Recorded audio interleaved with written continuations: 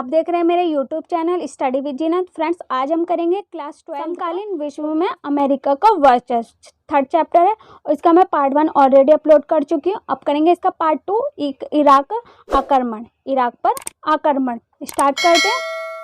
Operation Iraqi freedom 19 मार्च 2003 को America द्वारा शुरू किया गया था। ऑपरेशन इराक फ्रीडम 19 मार्च 2003 को अमेरिका द्वारा शुरू किया गया था। कब किया गया था ये ऑपरेशन इराकी फ्रीडम? 19 मार्च 2003 को अमेरिका द्वारा शुरू किया गया था और 40 से अधिक अन्य देशों द्वारा इसमें शामिल किया गया था आक्रमण का उद्देश्य इराक को हथियारों के सामूहिक विनाश के विकास से रोकना था। आक्रमण का उद्देश्य इराक को हथियारों के सामूहिक विनाश के विकास से रोकना था और जैसे कि WMD का कोई सबूत नहीं था, यह अनुमान लगाया जाता है कि आक्रमण अन्य देशों जैसे कि इराक के तेल उत्पादन को नियंत्रित करने आदि से प्रेरित था। जैसे कि WMD का कोई सबूत नहीं था, ये अनुमान लगाया जाता है कि आक्रमण अन्य उद्देश्यों जैसे कि इराकी तेल उत्पादन को नियंत्रित करने आदि से प्रेरित था। इराक पर अमेरिका आक्रमण सेना और राजनीतिक दोनों तरह की विफलता थी। इराक पर अमेरिकी आक्रमण सेना और राजनीतिक दोनों तरह की विफलता थी और क्योंकि लगभग 3000 अमेरिकी सेनाकर्मी खो गए थे और इससे क्या हुआ था कि 3000 अमेरिकी सेनाकर्मी खो गए थे और इराकी हताहत हुए थे। इराक पर आक्रमण कब हुआ था? 19 मार्च 2003 को अमेरिका द्वारा शुरू किया गया था इराक पर आक्रमण और 40 से अधिक अन्य देशों द्वारा इसमें शामिल किया गया था। और कितने देशों को? 40 से अधिक देशों को इसमें शामिल किया गया था और आक्रमण का उद्देश्य इराक को हथियारों के सामूहिक विनाश के विकास से रोकना था कि सामूहिक विकास ना हो और उसके आक्रमण को रोकना था अमेरिका द्वारा। किसको रोकना था? इराक को के हथियारों के सामूहिक विनाश के विकास से रोकना था। जैसे कि WMD का कोई सबूत नहीं था, ये अनुमान लगाया जाता है कि आक्रमण अन्य उद्देश्य जैसे कि इराक तेल उत्पादन को नियंत्रित करने अधिक से प्रेरित है और इराक पर अमेरिकी आक्रमण सेनाएं और राजनीतिक दोनों तरह की विफलता थी क्योंकि लगभग 3000 अमेरिकी सेनाकर्मी खो गए थे और इराकी हताहत हुए थे। तो फ्रेंड्स, ये टॉपिक आपको समझ में आ गया होगा, इराक पर आक्रमण। नेक्स्ट टॉपिक पढ़ते हैं, operation Iraqi freedom. Operation Iraqi freedom क्या है? 2003 के 19 मार्च को अमेरिका ने ऑपरेशन इराकी फ्रीडम के कुट नाम से इराक पर सेना हमला किया। कब हमला किया था ऑपरेशन इराकी फ्रीडम ने?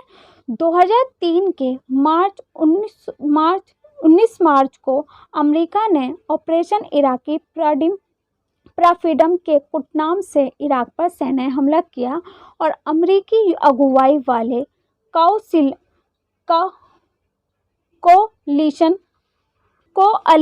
ऑफ विलिंग्स आकांक्षाओं के महाजोट में 40 से ज़्यादा देश शामिल हुए। कि अमेरिकी अगुवाई वाले कोalition ऑफ विलिंग्स आकांक्षियों के महाजोट में 40 से ज़्यादा देश शामिल हुए और संयुक्त राष्ट्र संघ ने इराक पर इस हमले की अनुमति नहीं दी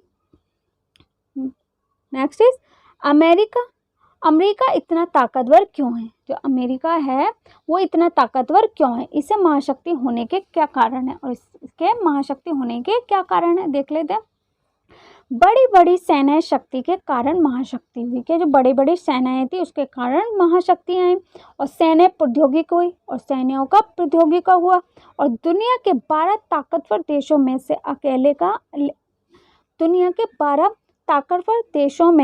अकेला अमेरिका ही रक्षा बजट पर सबसे ज़्यादा पैसा खर्च करता था। जो दुनिया में 12 ताकतवर देशों में से ज़्यादा जो अमेरिका था सबसे ज़्यादा पैसे खर्च करता था। 12 अन्य देशों से ज़्यादा अमेरिका ही सबसे ज़्यादा पैसे खर्च करता था। किस पर खर्च? रक्षा बजट पर। पेंटागन अपनी रक्षा बजट का बड़ा हिस्सा सैन्य तकनीकी तथा अनुसंधान पर खर्च करता था और पेंटागन क्या करता था? अपनी रक्षा बजट का बड़ा हिस्सा सैन्य तकनीक तथा अनुसंधान पर खर्च करता था। हथियार आधुनिक हैं तथा गुणात्मक रूप से दुनिया में सबसे ज़्यादा अच्छे हैं। हथियार जो हैं वो आधुनिक है तथा गुणात्मक रूप से दुनिया में सबसे ज़्यादा हैं, ये सबसे अच्छे हैं।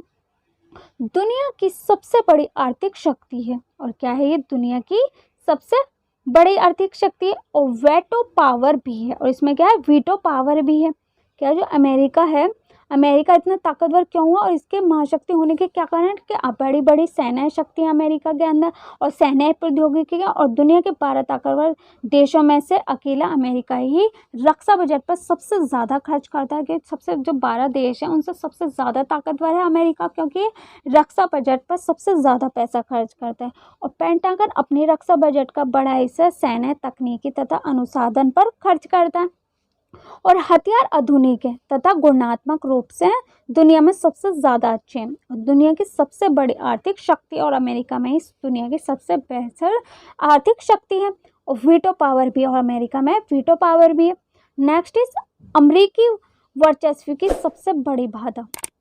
क्या अमेरिकी वर्चस्व की सबसे बड़ी बाधा क्या है? अमेरिकी वर्चस्व को लगाम लगाने में ये 3 चीज़ें महत्वपूर्ण भूमिका अदा कर सकती हैं। अमेरिका को, जो अमेरिका है उसे वर्चस्व को लगाम लगाने में ये 3 चीज़ें जो है वो महत्वपूर्ण भूमिका अदा कर सकती हैं।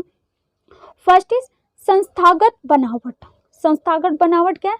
पहला व्यवधान स्वयं अमेरिका की संस्थागत बनावट है। पहला व्यवधान स्वयं अमेरिका की संस्थागत बनावट है। यहाँ शासन के 3 अंगों के बीच शक्ति का बंटवारा है, और यहाँ शासन के 3 अंगों के बीच शक्ति का बंटवारा है, और यही बनावट कार्यपालिका द्वारा सैन्य शक्ति के बेलगाम इस्तेमाल पर अंकुश लगाने का काम करती है। और क्या करती है? यही बनावट कार्यपालिका द्वारा सैन्य शक्ति के बेलगाम इस्तेमाल पर अंकुश लगाने का काम करती है।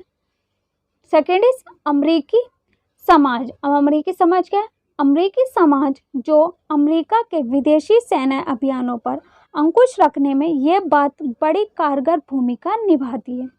अमेरिकी समाज जो अमेरिका के विदेशी सैन्य अभियानों पर अंकुश रखने में ये बात बड़ी कारगर भूमिका निभाती है। Next is NATO. नाटो क्या है? अंतर्राष्ट्रीय व्यवस्था में आज सिर्फ एक संगठन है। अंतर्राष्ट्रीय व्यवस्था में जो आज एक संगठन है जो कि संभवतः अमेरिका ताकत पर लगाम कस सकता है। नाटो ही सिर्फ अमेरिका पर जो है वो ताकत या लगाम लगा सकता है, और इस संगठन का नाम है नाटो। और उत्तर अटलांटिक ट्रीटी ऑर्गेनाइजेशन। और क्या है? नाटो का उत्तर अटलांटिक ट्रीटी ऑर्गेनाइजेशन। सिर्फ नाटो ही है जो अमेरिका पर अब ताकत पर लगाम लगा सकता है, अमेरिका की ताकत पर लगाम लगा सकता है। कौन है? नाटो, और अर्थात उत्तर अंटार्कटिका ट्रीटी ऑर्गेनाइजेशन। अमेरिकी वर्चस्व से बचने के उपाय। अब अमेरिकी वर्चस्व से बचने के क्या उपाय हैं? जब अमेरिका बहुत ताकतवर है तो उससे बचने के क्या उपाय हैं? बैंड वेगन नीति। इसका अर्थ है वर्चस्व जनित अवसरों का लाभ उठाते हुए विकास करना। क्या? बैंड वेगन नीति का अर्थ है वर्चस्व जनित अवसरों का लाभ उठाते हुए विकास करना, उसका लाभ उठाते हुए उसका विकास करना। और अपने को छिपा लेने की नीति ताकि वर्चस्व वाले देशों की नज़र ना पड़े, और अपने को छुपा लेने की नीति ताकि जो वर्चस्व वाले देश हैं उन पर उसकी नज़र ना पड़े, अमेरिका पर नज़र ना पड़े। और राज्यतर संस्थाएं जैसे कि स्वयंसेवी संगठन, कलाकार और बुद्धिजीवी मिलकर अमेरिका वर्चस्व का प्रतिकार करें। और क्या? जो संस्थाएं हैं, स्वयंसेवी संगठन, कलाकार और बुद्धिजीवी मिलकर अमेरिका का वर्चस्व करें और वर्चस्व का प्रतिकार करें।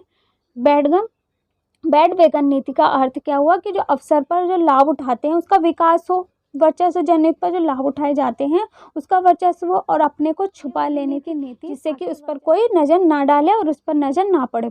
और राज्यतर संस्थाएं जैसे कि स्वयंसेवी संगठन, कलाकार और बुद्धिजीवी मिलकर अमेरिका वर्चस्व का प्रतिकार करें। नेक्स्ट इज भारत, चीन, रूस साथ हो जाएं। और जो भारत व अमेरिका क्या चाहता था कि भारत, चीन, रूस उसके साथ हो जाएं और अमेरिका वर्चस्व से बचा जा सके, और अमेरिका जो है वो वर्चस्व से बचा जा सके। कोई देश अपने आप को अमेरिका नजर से छुपा ले। और कोई भी देश जब इतना ताकतवर था अमेरिका, तो उसे उस देश से छुपा ले।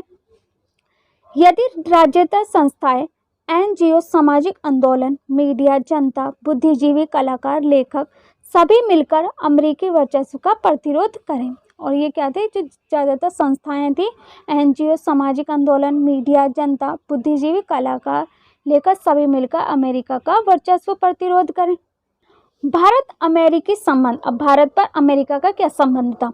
शीत युद्ध की समाप्ति के बाद भारत द्वारा उदारीकरण एवं वैश्वीकरण की नीति अपनाने के कारण महत्वपूर्ण हो गई। क्या? जो शीत युद्ध की समाप्ति के बाद जो भारत था, उदारीकरण एवं वैश्वीकरण की नीति अपनाने के कारण महत्वपूर्ण हो गए। और भारत अब अमेरिका की विदेशी नीति में महत्वपूर्ण स्थान रखता है। और जो भारत है अमेरिका के साथ विदेशी नीति में महत्वपूर्ण स्थान रखता है। इसके प्रमुख लक्षण परिलक्षित हो रहे हैं। और इसके जो प्रमुख लक्षण हैं वो परिलक्षित हो रहे हैं। अमेरिका आज भारत का सबसे बड़ा व्यापारिक साझेदार है। अमेरिका जो है वो अमेरिका आज भारत का सबसे बड़ा व्यापारिक साझेदार है। और अमेरिका के विभिन्न राष्ट्रीय अध्यक्षों द्वारा का भारत से संबंध प्रगाढ़ करने हेतु भारत की यात्रा। अमेरिका आज भारत का सबसे बड़ा व्यापारिक साझेदार है। और अमेरिका के विभिन्न राष्ट्रीय अध्यक्षों द्वारा भारत से संबंध प्रगाढ़ करने हेतु भारत की यात्रा। अमेरिका में बसे अनिवासी भारतीयों, खासकर कि सिलिकॉन वैली में प्रभाव स्वमारिक महत्व के भारत अमेरिका असैन्य परमाणु समझौते का संपन्न होना। क्या? अमेरिका में बसे अनिवासी भारतीयों, खासकर कि सिलिकॉन वैली में प्रभाव हुआ। और सामरिक महत्व के भारत अमेरिका असैन्य परमाणु समझौते का भी संपन्न हुआ।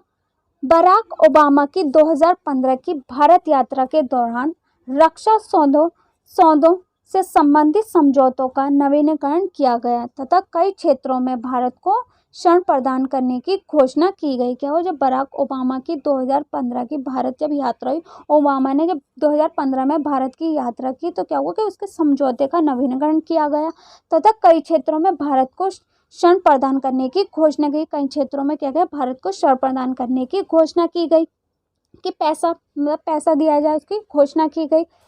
वर्तमान अमेरिकी राष्ट्रपति डोनाल्ड ट्रंप की संबंधी नीति से भारत व्यापारिक हित प्रभावित होने की संभावना है। क्या? वर्तमान अमेरिकी राष्ट्रपति डोनाल्ड ट्रंप, अमेरिका के राष्ट्रपति कौन थे 2015 में? डोनाल्ड ट्रंप की आउटसोर्सिंग संबंधी नीति से भारत व्यापारिक हित प्रभावित होने की संभावना है। वर्तमान में विभिन्न वैश्विक मंचों पर अमेरिका राष्ट्रपति तथा भारतीय प्रधानमंत्री के बीच हुई मुलाकात तथा वार्ताओं को दोनों देशों के मध्य आर्थिक, राजनीतिक, सांस्कृतिक तथा सैन्य संबंधों के सुदृढ़ीकरण की दिशा में सकारात्मक संदर्भ के रूप में देखा जा सकता है। कि जो वर्तमान में विभिन्न वैश्विक मंचों पर अमेरिका के जो राष्ट्रपति डोनाल्ड ट्रंप तथा भारतीय प्रधानमंत्री कौन थे? प्रधानमंत्री नरेंद्र मोदी की मुलाकात हुई। और तथा वार्ताओं को दोनों देशों के मध्य आर्थिक क्या हुई इनके दोनों के बीच? मध्य आर्थिक, राजनीतिक, सांस्कृतिक तथा सैन्य संबंधों के सुदृढ़ीकरण की दिशा में सकारात्मक संदर्भ के रूप में देखा जा सका। उम्मीद है फ्रेंड्स ये भी टॉपिक आपको समझ में आया होगा कि भारत और अमेरिका के बीच कैसे संबंध थे। क्या करते थे कि शीत युद्ध की समाप्ति के बाद भारत द्वारा उदारीकरण एवं वैश्वीकरण की नीति अपनाने के कारण महत्वपूर्ण हो गए थे। उनकी नीति अपनाई, उदारीकरण किया और वैश्वीकरण की नीति अपनाने के कारण महत्वपूर्ण हो गए थे। और भारत अब अमेरिका की विदेशी नीति में महत्वपूर्ण स्थान रखता था और इसके प्रमुख लक्षण परिलक्षित हो गए थे। और अमेरिका में फंसे अनिवासी भारतीयों, खासकर सिलिकॉन वैली में प्रभाव, सामरिक महत्व के भारत अमेरिका असैन्य परमाणु में समझौते का संपन्न होना। और बराक ओबामा की 2015 की भारत यात्रा के दौरान रक्षा सौदों से संबंधित समझौतों का नवीनीकरण किया गया तथा कई क्षेत्रों में भारत को ऋण प्रदान की घोषणा की गई। ये फ्रेंड्स उम्मीद है ये सब टॉपिक आपको समझ में आए होंगे। मेरी वीडियो कैसी लगी कमेंट्स बॉक्स में लिखकर ज़रूर बताना। If you like the video so don't forget to like, share and subscribe my channel. And hit the bell icon, और अपने फ्रेंड्सों के साथ शेयर करना मत भूलना, ताकि इस वीडियो का प्रॉफिट उन्हें भी हो। और आपको सबसे पहले किस टॉपिक पर वीडियो चाहिए वो भी आप मुझे कमेंट बॉक्स में लिखकर बता सकते हैं, और कौन से सब्जेक्ट की वीडियो चाहिए वो भी बता सकते हैं, मुझे कमेंट बॉक्स में लिखकर बता सकते हैं। और मेरी वीडियो कैसी लगी कमेंट्स बॉक्स में लिखकर ज़रूर बताना। Thanks for watching my video.